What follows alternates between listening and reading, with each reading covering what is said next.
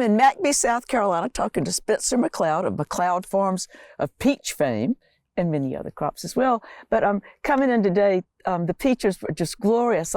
But Spencer, some of them are in bloom, some of them are beginning to bloom, some of them have bloomed. So how many different varieties do you have? Thank you for having me.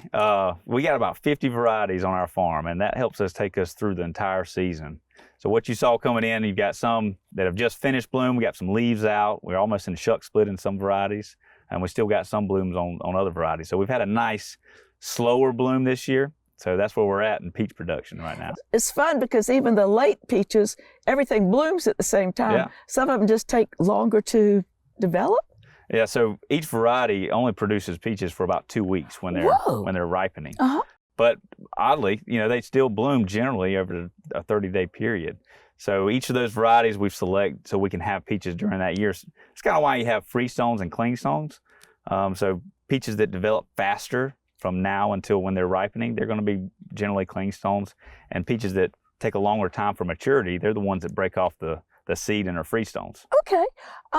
And why are they pruned in a way that looks like all the branches are on the outside? Yeah, so we're pruning for an open center. That's kind of what we basically prune most of our acreage right now. There's a few varieties that we're still working on, but we're pruning to an open center, and so you want to have it look almost like an umbrella that you've flipped out the wrong way. Yeah, that's going to give you some surface area and light that can get inside, and that's really training the tree to have more fruiting limbs and for higher production.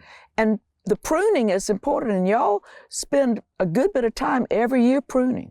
You can do some summer pruning. We generally just do one pruning, which is between January and now in a more dormant time frame. But we're taking off a lot of wood.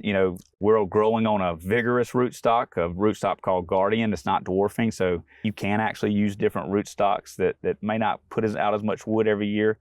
But peaches will only develop on the redwood, on wood that was made last year, unlike apples. Mm-hmm. So when we prune, we're training the tree, and we're also removing a lot of excess wood that has grown over the summer because of being vigorous. You also then later, I think, have to thin the peaches so there won't be too many of them. That's right. So we're kind of in our worrisome time spell. If we have a frost event, which we're still susceptible to frost right now.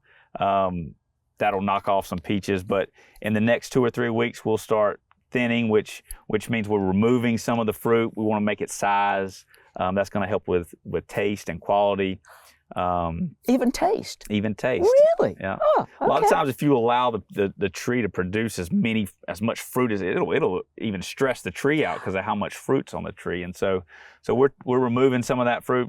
If it's a big crop, we could remove up to 80% of the peaches. Good heavens, that's the craziest thing I've ever heard of. Yes, ma'am. Then you'll be picking, and that's right. just a whole other thing. Then We'll it's come time back. for harvest. And also at the same time, we have strawberries. That's right. So and y'all do a lot with strawberries. We're growing a few varieties. Mainly is Fronteras has been our variety that we have come to enjoy and can produce very well in this area. But we're right on the cusp of harvest, so we got about 10 days. Of course, we're sitting on, what's the day, March 23rd. So we'll be into strawberries through April and May. So we're kind of preparing for that. I know that y'all are conservative with water too. I think each tree has its own drip system. Is that correct? That's right. So we're using some low impact irrigation, whether it's micro sprinklers and peach or drip tape under strawberries. Those systems, we can get over some acreage too. And especially when we need it, we can get some water to our plants. Spencer, we've had a good time looking at these diverse crops, and I think the people who grow things like strawberries, have y'all come together with an organization? Absolutely. We've just formed the South Carolina Small Fruit Association last year, which is great for all strawberry farmers, blueberries, blackberries in the state of South Carolina. We've got some support, and we're able to make some hires through Clemson University in the pathology area to help support these small fruit growers. And so we're really excited about that. I think that you've got a treat for us back at the store. We do. We have some chocolate-covered strawberries, so if you want to, we can go try them out. Let's boogie.